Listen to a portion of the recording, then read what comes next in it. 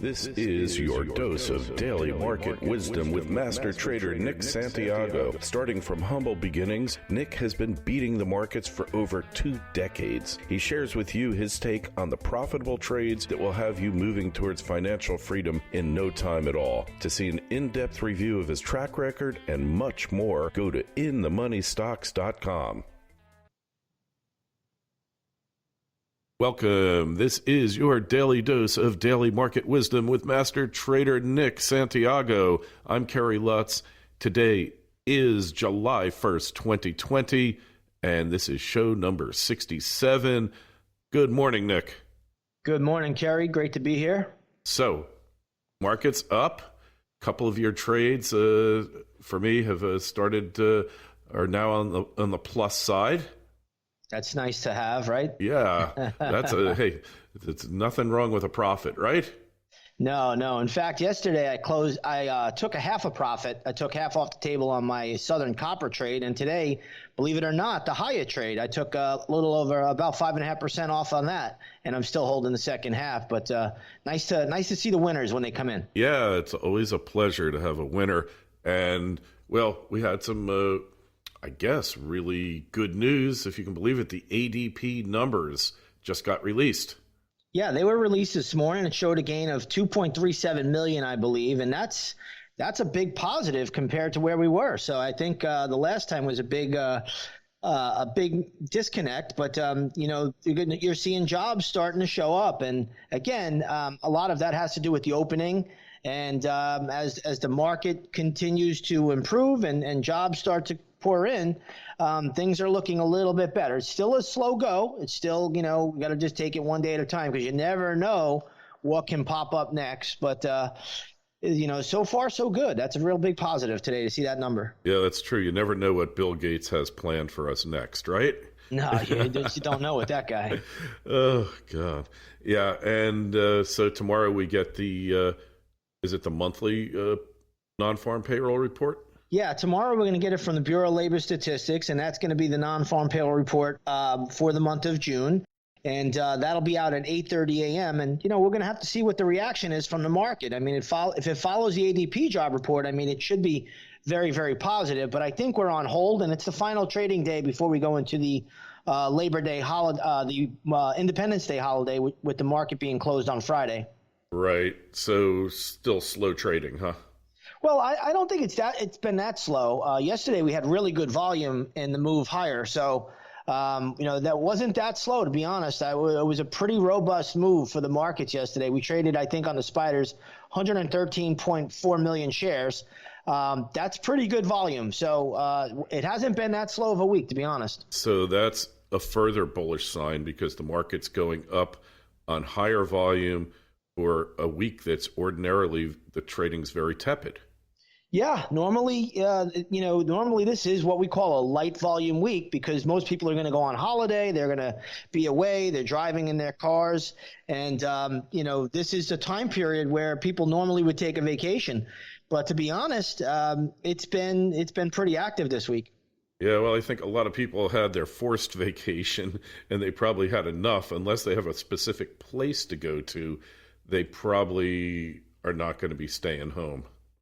You got a good point there, and that's probably the truth. In fact, I've just been watching my neighbors. 3 of them around my way here have bought RVs, and it looks like they're loading up and taking RV trips.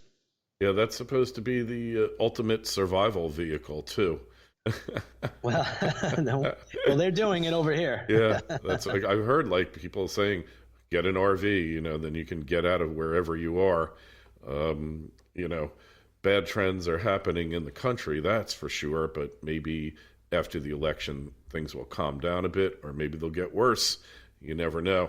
So FedEx mentioned reported earnings. Yeah, FedEx reported earnings that were pretty good, I guess, because the market is FedEx stock is flying off the charts today. It's trading up around $161, closed yesterday at about $140. So that's a huge pop for FedEx today, a $20 gain there. And anytime a leading transport can move higher, that's a positive as well. Transports, for me, are always a leading indicator. You want to follow the transport index because if things are being transported, that means that business is being conducted. So that's always a positive. And right now, FedEx really leading the way and lifting a lot of the transport stocks today.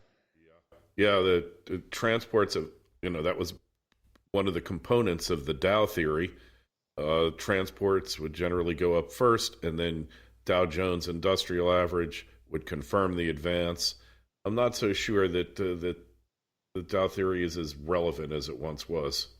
No, but I tell you what, a lot of people still follow Dow Theory. What you're looking for there is the Dow to make a new high, followed by the transports, or the transports to make a new high, followed by the Dow. And when that happens, it usually gives you another bump higher. But again, it's been followed by traders for over 100 years, since Charles Dow brought it to everyone's attention. But the Dow itself isn't as relevant as it once was, right? I don't believe so. I mean, it still holds some weight because it has really 30 blue chip companies in there, but it's not really an industrial average anymore, right? So you'll have media companies in there, you'll have oil companies in there, you'll have financial companies in there. It's really not an industrial average anymore. It's really just 30 blue chip companies. Yeah, and it's interesting because I'm looking at the chart for it that goes back to 92, and the transports peaked August 1st of 2018, and then there was the waterfall, of course, in March, where they went down to 77.32. Now they're at 92.95 roughly. So it's recaptured a lot of lost ground there, but it still isn't even as high as its December 1st high.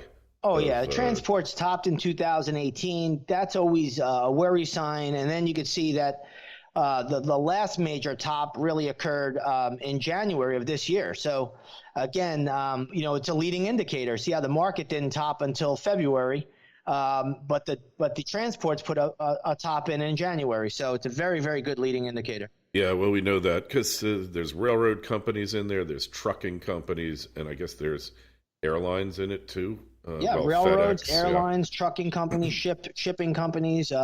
So you really get the whole gamut of stocks in that transport index. Yeah. Hey, so we're looking at gold and silver. They're taking it in the shorts today. Yeah, gold is down a bit today. And again, yesterday was very, very strong. But like I said, it shouldn't really break out right now. At least I told my membership last night, as much as I love gold, I cannot chase it up here. And today it's down 25 points on the futures. So I actually like that it's pulling back. I don't want to see anything go parabolic, because if it broke out from here, it would have went parabolic and then it would come tumbling back down. So yeah, I much prefer to see what it's doing. So today we got a nice pullback in gold miners, silver is pulling back. So it's really doing what it should do, and that's healthy overall. That $18 silver mark has become a major resistance point. It keeps going back and forth over it. Yeah, it just can't get past it. Just can't. It's not ready yet, and that's because it hasn't put into formation. And that's why every night I get emails from members saying, "Hey, when are we going to get back into silver? When are we going to get back into the SLV?" And I said, "Well, we'll get back in it when the pattern tells us to get back in it." And right now, the pattern has not told me to do it, and I've just stayed back, and I let the pattern tell me when to do it. Exactly. I'm learning that from you, Nick. I'm definitely learning it. Hey, interesting thing, the VIX in the past week has taken a hit.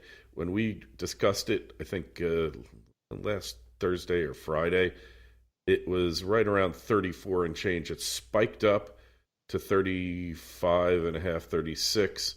And now it's down to 29. Yeah, I still have a sell signal on the VIX. I mean, you're going to get short-term bounces in there. We'll see how it plays out next week, obviously. But, yeah, the VIX has come down quite a bit, and I still have it going lower.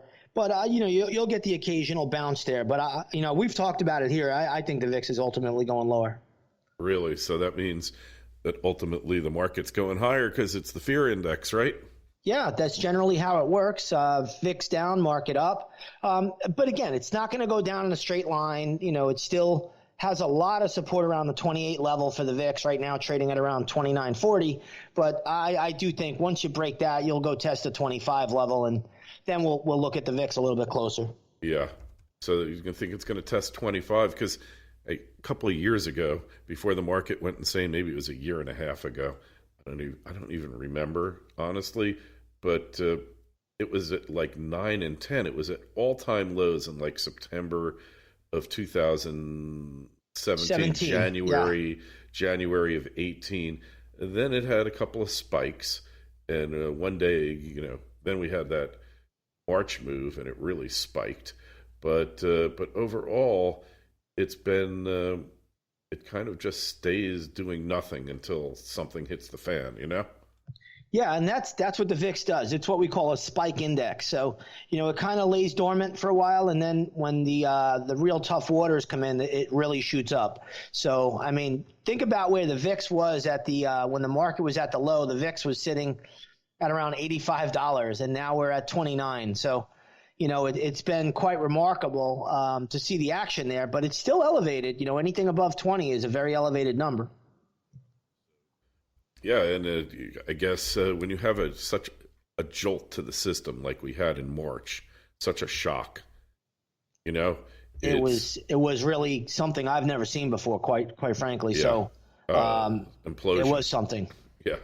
Yeah. So then it's still it's like seismograph. You have this huge earthquake, and then you have these little tiny aftershocks. Some of them are pretty substantial, and it keeps doing that, oscillating. But the trend is down. Yes, and that's a perfect analogy. That's exactly what it is doing, and that's exactly what it does. So again, right now the VIX is pulling back, and like I said, I still have the VIX going lower, but you're going to get some bounces here and there. It doesn't go down in a straight line. Yeah, it doesn't go up in a straight line. Well, it actually does go up in a straight line. When you look at that March, and it stayed there for like 2 days, and first it hit. Well, in February, February 11th, it hit 40, and then it went up to 80. I don't remember even the number intraday, but it closed at 66 on March 20th, and then 65 on the 27th, and then it started heading downward from there. Yeah, so I mean, you always look at the VIX, and it really is a good indication of when fear hits. And the tough part about it is trying to time it where that fear is going to leave the marketplace, and the VIX is going to start to reverse its way down. But you could see the chart right now. If you're looking at a VIX chart, you've had a good bump recently, and then we've been steadily going lower, and that's ultimately good for the markets. Yep, no doubt. Volatility. I wonder, what does the VIX do when the market is just stagnant? Does it just stagnate too? It does sometimes. I mean, even if you look at the VIX throughout the month of June, we've been up and down, chopping in a range from maybe 36, 37 on the high side and about 30 on the low side. Today we're at 29, 28. The VIX is slipping a little bit. But, you'll gyrate and go sideways a little. That's normal. All right. Okay, I guess we will leave it at that. And this is a holiday weekend, so we're not going to be doing this show on Friday. So tomorrow will be the last show of the week, and we will see. Maybe we'll go out with a bang with the non-farm payroll report by the Bureau of the BLS. And anyways, go take a look at Nick's site. As always, it's inthemoneystocks.com. See his record, a lot of valuable info there. Twitter feeds at ITMS, at Nick Santiago 01, at Kerry Lutz. And any questions or comments, please write us. Email address kl@kerrylutz.com. Nick, we'll see you tomorrow. Sounds good, Kerry. Looking forward to it. This concludes another episode of Daily Market Wisdom with Master Trader Nick Santiago. For more information, go to inthemoneystocks.com and see Nick's full trading record, or check out the Twitter feeds at ITMS and at Nick Santiago 01.